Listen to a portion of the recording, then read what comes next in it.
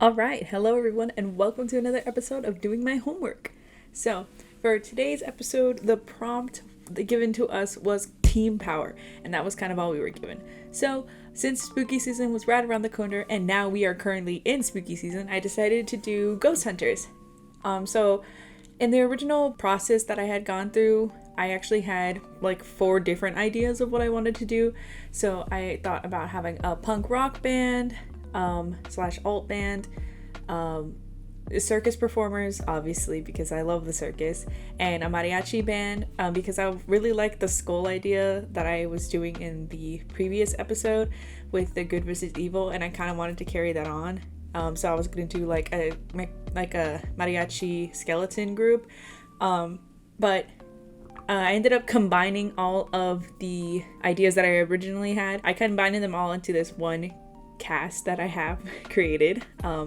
So this crew is the Ghost Hunters of Gainstown Center, and this first person is Brianna Dominguez, Bri for short, and she is the daughter of the lead singer of the punk rock band. So she is got very much punk aesthetic to her. I tried to give her a lot of like those aspects. I don't really do fashion all that much, so I used a lot of references to kind of get that style. I really liked the pants. I think that was my favorite part of the outfit in total, was the pants. Yeah, so she is very into the occult and the paranormal, so she was ecstatic when she heard about her mom's band performing at Gainstown Center, which is the place. It's like a performance venue place, but it's haunted. And so before her mom actually got there, she did a bunch of studying and reading up on all the like haunted paranormal activity that had gone on before, and like kind of just read up on the history. She's kind of like the brains of the group, I guess.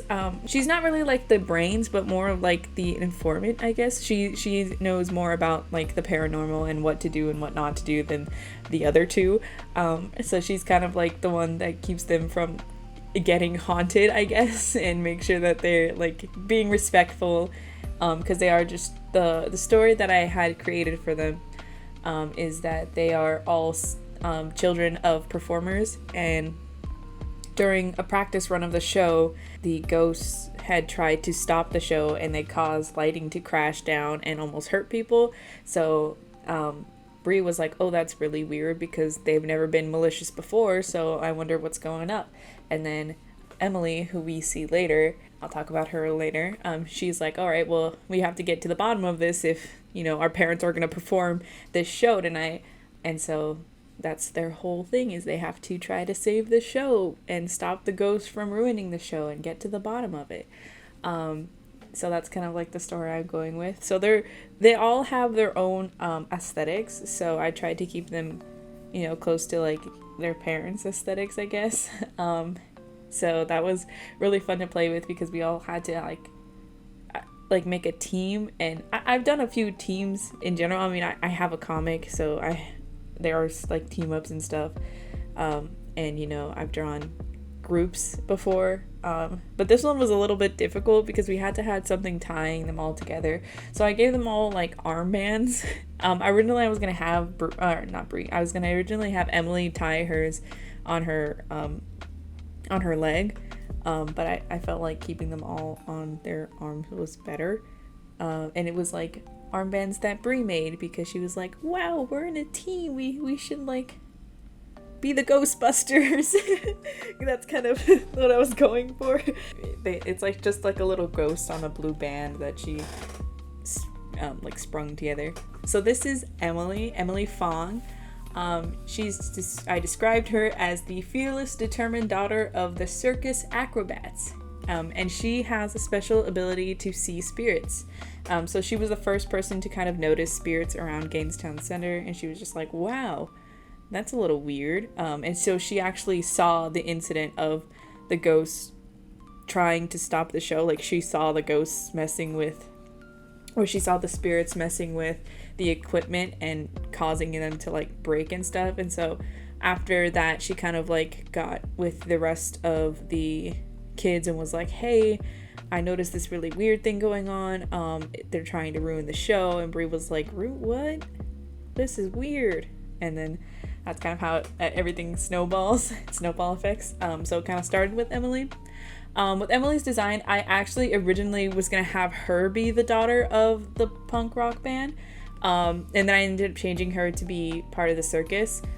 So her design was different. So she was actually going to be the one that was in the punk rock getup, and then Brie was going to be the one that was part of the circus. But I think I like the way that it came out. I like her. Emily's like one of my favorites for no reason. I just really like her hair. My friend, through the entire process of me making it, kept saying that she looked wrong, but I love her. I think she looks great. When I first drew the faces, like the very, very first rough draft that I did of like the ghost hunters, because like I said, I had a few ideas. So the first like sketch that I had done at like 2 a.m. of them, she actually had a mask, because I was basing it off of my references were like Sally face. So her face I kind of mimicked to like that prosthetic that Sally wears. So the shape is a little bit different. And so I think that was what was a little off-putting, because in the first one there's that little bit of like uncanny valley in there. So I understood that, but like I added some features, so I think it looks fine, but she's still very adamant that it looks wrong. I think it looks fine though. I did have a little bit of struggle, if you notice, with her head. I couldn't I ended up making it bigger than it was supposed to, and even now it's still a little bit big, but it's fine. They're kids, you know, they'll grow into it. I'll leave it at that. But yeah, her design was pretty cool, pretty simple. I definitely wanted hers to be the most colorful out of them, because you know, she's part of the circus, and I didn't want to give her like a circus outfit. You know, I didn't want to put her in like a costume, like a clown costume. I mean, she's part of the acrobat group, so it would have been like an acrobat outfit. But I didn't want to do that, so I instead went for more of like childish, fun, like bright clothes. And I gave her like mom jeans, because I feel like that, like a more casual circus aesthetic, that's still kind of like leans to the circus, without, you know, giving too much away. That's what I wanted her to kind of bring out.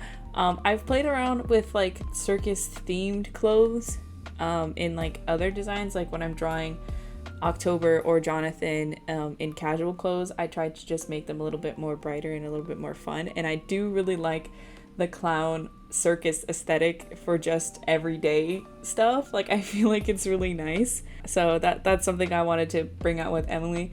I did give her some like clown makeup. I tried to make it look really subtle. I feel like I probably could have done a better job with that, like maybe done a different eyeshadow instead of doing the streaked lines. There was like a reference I was going off of, but she had like a full face of makeup, and I didn't want to give Emily a full face of makeup. So I feel like I could have done like a different eyeshadow instead, and still had it looked like very circusy, or had it like motif towards that. But you know, I'm still getting better with drawing makeup on characters. That's something I still need to practice more. So in the future, I will be trying to do that more. And so this is Marco. His name is Marco Gutierrez. He is the son of the head singer in the mariachi band. So the mariachi band is like family run, family owned, and his dad is like the head singer. And so the Halloween Bash, which is the performance that they're trying to save at Gainstown Center, was supposed to be his like debut performance into joining the band. So he was actually supposed to become one of the members in the band. I didn't really pick exactly what he wanted, like what I was gonna give him. Like I was debating between having him be like another singer, or having him do like the trumpet or something, because the trumpet was something I always wanted to play, because I grew up, you know, listening to mariachi bands, and I was like, I want to play the trumpet. But when I got into band, my teacher manipulated me and was like, no, the trombone is so much better. So instead I learned how to play the trombone, because he was like, yeah. So This is a funny story, actually. So when we were trying out instruments to see which ones we liked, I was like full set on like, I'm gonna be a trumpet. That's what I want to do. I want to be like the band, like the mariachi bands that I saw, and I want to play music for my grandma. And like I was fully like mindset on trombone. And then we were practicing it, and my teacher had out different instruments, and so I tried the trombone, and I blew in it, and it like made noise, obviously, because it'll make noise when you blow into it. And he was like, whoa, that's so hard for people to do. I can't believe you did it on your first try. And I was like, whoa, I did it on my first try. That's a hard thing to do. And he's like, yeah, this is the perfect instrument for you. Totally manipulated, like it went over my head. He was like completely lying to me. Like anyone can play the trombone. It's not, your aperture doesn't have to be that strong to play it, like unlike the trumpet. Like the trumpet, you have to have like a little bit more control, but like the trombone, you could make noise out of it first try. But I was like a young kid, I was stupid enough. It was my first time in an actual band, and I just wanted to be in band so bad that I was like, okay, I'll play the trombone, but I'll be the trumpet someday, right? And he was like, sure. Never picked up a trumpet, don't know how to play a trumpet. I was totally like it was like really funny, totally misled. But it was a good story. So I was debating whether I wanted Marco to be a trumpet, or if I wanted him to be just a singer in the band. Yeah, so for his clothing, I gave him more like casual, like Mexican attire, like that shirt. I don't really know if there's a specific name for that shirt, but I see them around a lot. So I wanted to add it. It's just like, it's pretty plain, like a button up, but it's got cool patterns on the side. I really want one of those shirts. There's a store near me that sells them, and I've been like eyeing them. Yeah, and then the shoes I gave him are, I'll put them up on screen again. I'm not sure what the name is, but I saw them and I was like, I want those shoes for him. They're like laced, woven shoes, and they're pretty cool. They're kind of like sandals, I guess, but I really like those, and so I wanted to pair them with his outfit, and I kept it more towards like tan colors. I think he looks cute. I like him. He looks neat. My friends were kind of like poking fun at me because I draw like all Mexican boys like the same. I mean, I try not to. I trying to make them a little bit different, but they all end up looking a little bit the same, like just a little bit. So that's on me. I should probably get better with that. In my defense, the Don't Sleep kids look different, and the majority of them are Mexican and or Mexican mixed. So, I do need to practice though. I do fall in a little bit with the same face syndrome, which has been interesting to actually pay attention to with these characters, because I'm having to do a lot more different character designs, and I'm not a huge character design person. Like I genuinely come up with a story first and like characters and then draw them. So just having to draw characters and have a story come later is really interesting. It's been like really messing with my process, I guess, to see how that changes. These are the ghost hunters of Gainstown Center. Look at them all together. They were so cool. I really liked how they ended up turning out, and as a group and stuff. I think they look really cool. Yeah, so that's the video for this week. It's Inktober. It's October. Happy spooky season. I'm getting really scared for my school and grades. So I wanted to keep an updated for Inktober. If anyone's doing that, I'm trying to do it, but it's a little bit difficult because October seems to always be super busy for me. I'm not sure why, but it is. So, it is what it is. I'm just trying my hardest here. I also want to get Don't Sleep out sometime this month, so I will be working on that soon.